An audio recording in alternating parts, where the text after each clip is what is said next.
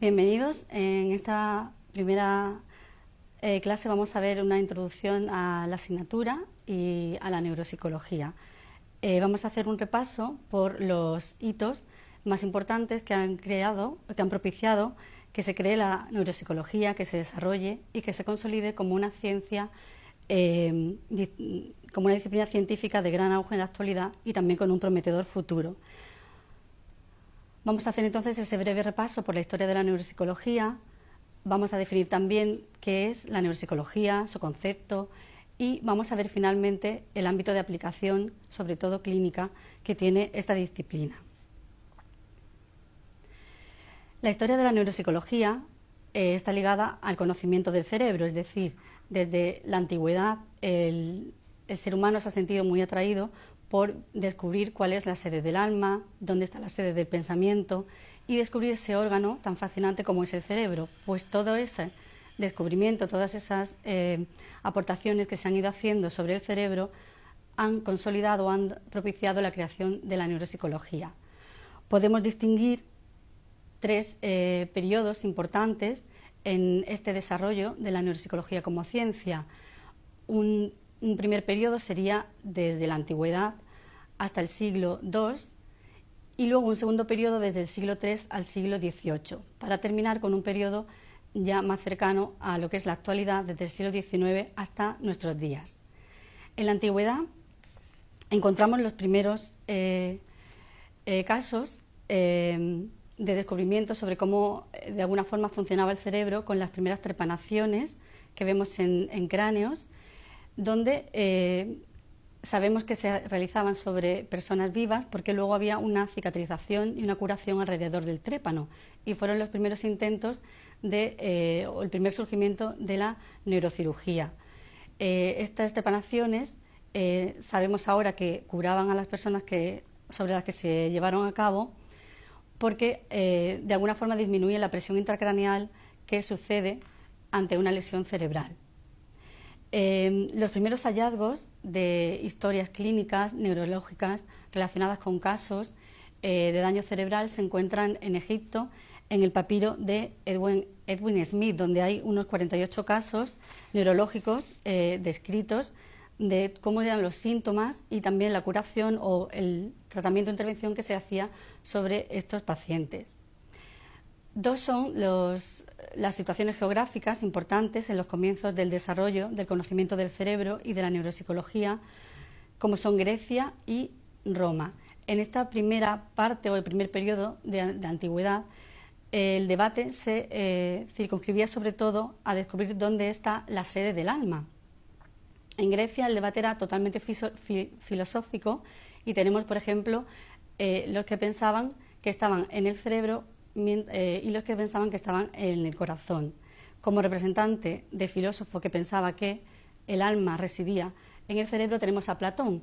Sin embargo, Aristóteles, que pensaba lo contrario, que residía en el corazón, fue un poco el que ganó la batalla y ha estado vigente durante muchísimos años esa creencia. De hecho, en nuestros días hay muchos dichos sobre sentimientos que se relacionan con el corazón, me duele el corazón, o se representa el amor con un corazón y una flecha.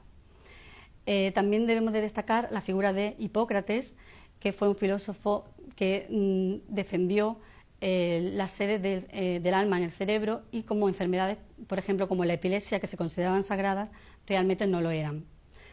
Pasamos ya en el siglo II a Roma con Galeno, que era el médico de los gladiadores, y entonces tenía la oportunidad de poder ver las consecuencias que el daño cerebral producía en algunos de estos gladiadores. A Galeno le debemos importantes aportes en este sentido, de cómo los nervios se dirigían hacia el cerebro y no hacia el corazón, cuando tuvo la oportunidad de poder diseccionar a gladiadores afectados con trastornos neurológicos. Si pasamos al siguiente periodo, que va desde el siglo III al siglo XVIII, el debate cambia un poco. Ya no es dónde está la sede del alma, sino dónde está la mente o la sede del pensamiento.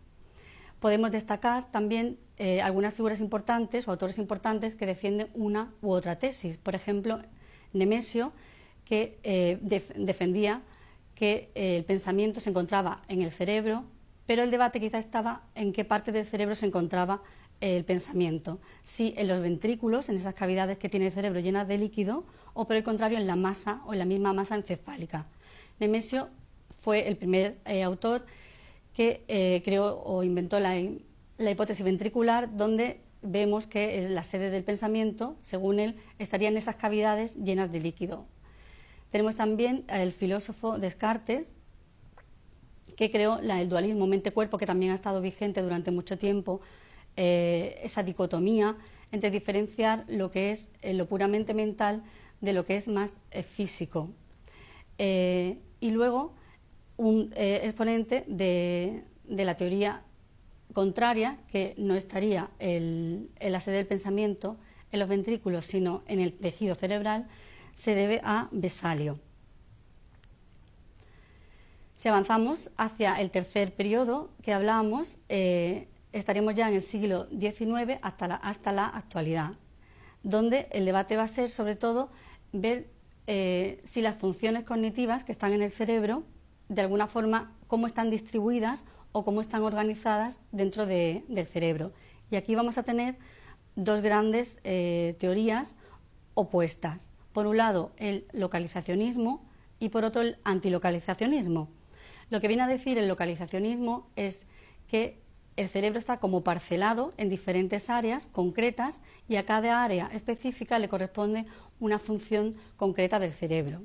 Mientras que los antilocalizacionistas van a defender que el cerebro funciona de forma holística o como un todo, en el que no se pueden dividir esas partes de forma tan pormenorizadamente.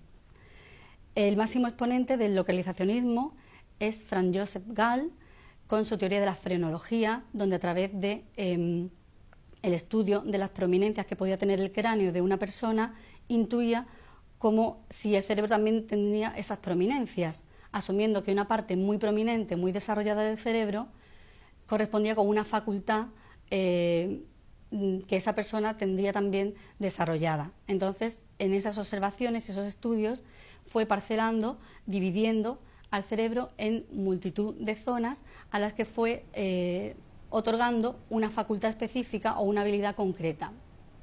Por el contrario, un exponente o representante del antilocalizacionismo es Florence, que además fue el pionero en realizar algunos estudios lesionales en animales, trabajó fundamentalmente con aves, y lesionando el cerebro de estas especies, vio que no importaba tanto dónde era la lesión que él llevaba a cabo, sino la extensión de esta. Por lo tanto, dedujo que el cerebro realmente funciona como un todo y no tan parcelado en diferentes partes. Sí es verdad que el cerebro humano es bastante más complejo del cerebro de las especies con las que trabajó Florence, pero realmente ninguna teoría tiene totalmente la razón, porque hoy en día sabemos que en el cerebro hay diferentes partes y zonas especializadas en funciones concretas. Sin embargo, también funciona de forma holística, donde muchas partes diferentes del cerebro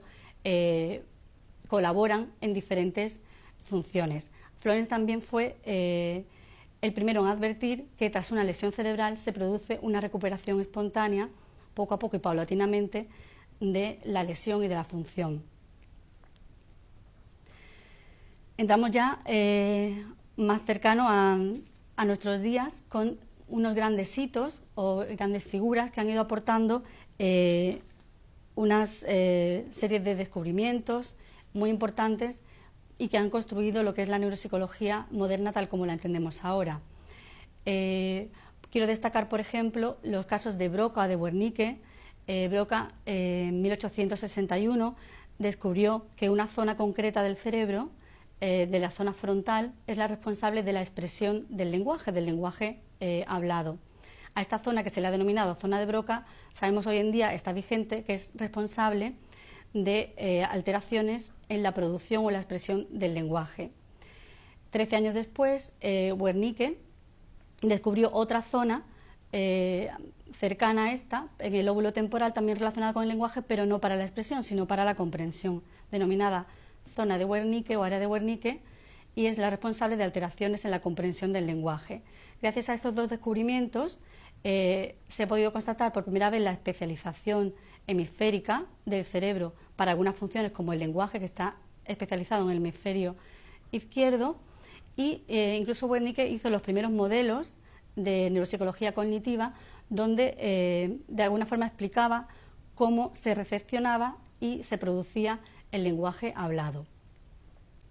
Tenemos también otros casos como, por ejemplo, John Hulick Jackson, que habla de una jerarquía funcional donde diferentes niveles superiores van controlando otros niveles inferiores del cerebro. Teoría que hoy en día también, quizá algo más complejas, siguen vigentes en nuestros días. Así habría unos niveles inferiores con estructuras pues más relacionadas con el troncoencéfalo, zonas muy arcaicas filogenéticamente, y la corteza cerebral sería unas zonas superiores que controlarían a las inferiores. También no quiero olvidar a Ramón y Cajal, nuestro premio Nobel, que gracias a sus estudios sobre la neurona descubrió o nos hizo ver cómo se comunicaban o se establecía conexión a través de la sinapsis de las diferentes neuronas. El padre de la neuropsicología es Alexander Romanovich Luria, y a él debemos, en su libro Funciones corticales superiores del hombre, publicado en 1962, sienta las bases de lo que es la neuropsicología tal y como la entendemos hoy en día. Y no habla de funciones, sino de sistema funcional, aunando un poco las dos teorías, que hay zonas del cerebro que están especializadas en algunas funciones, sin embargo, distintas y distantes partes del cerebro van a contribuir en su especialización a la hora de realizar cualquier función, es decir, participan diferentes zonas del cerebro. También él defendió un sistema jerárquico del sistema nervioso central, donde habría unas zonas activadoras relacionadas con el troncoencéfalo, la formación reticular, unas zonas o un nivel intermedio que serían los lóbulos temporal, parietal y occipital, que procesarían la información que viene de los órganos sensoriales y las zonas de asociación, y luego los lóbulos frontales como los máximos dirigentes o controladores del resto de funciones o del resto del cerebro. Ha habido algunos casos únicos donde, gracias a la investigación y a la publicación de los hallazgos, se ha logrado saber cómo funciona o acercarnos más a cómo funciona el cerebro. Por ejemplo, el caso de Phineas Cage o de HM, pacientes, uno con lesiones frontales y otro temporales mediales, representantes de alteraciones bien de la conducta en el primer caso y de la memoria en el segundo, que han constituido también grandes hitos en la historia de la neuropsicología. Como resumen, nos queda de todo lo que hemos visto hasta ahora saber que el cerebro es el responsable de toda nuestra conducta y que es el órgano de la mente. Ya no existe una diferenciación entre mente y cerebro, sino que, si me permiten una analogía, entre la digestión y el estómago, pues el cerebro sería análogo en este sentido y sería el que propicia todos los procesos que tenemos en la mente. La neuropsicología tiene una definición muy sencilla y es la disciplina que estudia las relaciones entre el cerebro y la conducta. Respecto a la última parte de este tema, ya para ir concluyendo, el ámbito de aplicación de la neuropsicología es muy amplio y fundamentalmente lo vamos a dividir en dos grandes campos. Uno que sería la neuropsicología experimental, más interesada en lo que es la investigación, y el campo de la neuropsicología clínica, que se ocupa fundamentalmente de la aplicación de todos estos conocimientos a los casos de lesiones cerebrales o personas con disfunción cerebral, y fundamentalmente se ocupa de evaluar estos déficits que puede tener una persona con daño o disfunción cerebral, de tal forma que los déficits nos guíen en la programación de un tratamiento o plan de intervención. Últimamente surgen también mayores grados de especialización dentro de la neuropsicología, si tenemos neuropsicología infantil, cuando nos especializamos en esta población y que tiene unas características diferentes a las de los adultos. En la tercera edad, la neuropsicología de las demencias. En el ámbito legal y forense está desarrollándose la neuropsicología forense. Dentro de los trastornos neuropsiquiátricos también neuropsicología de la esquizofrenia, de las adicciones, y casi podemos concluir que hoy en día estamos en pleno auge y desarrollo de la neuropsicología con un futuro muy prometedor, donde prácticamente casi todo es neuro. Y sin más, doy por concluida este tema y bueno, pues nos vemos en la próxima clase.